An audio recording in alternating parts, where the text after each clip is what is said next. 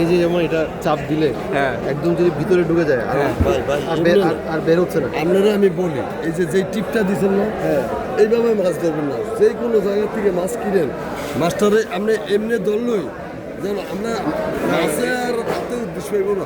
এটার বাইরে আর একটা পদ্ধতি আছে। এইটা এই যে চাপ দেওয়ার পরে যদি দেবে থাকে তাহলে এটা খারাপ। দাবি গেলে এটা খারাপ।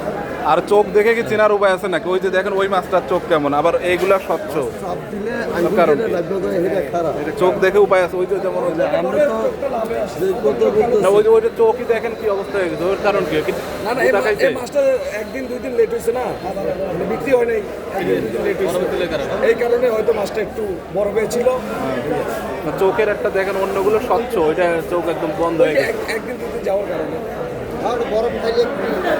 আবার বরফ দিলে তো মাছ মনে হয় একটু লালও হয় নাকি? লাল হয়ে যায়।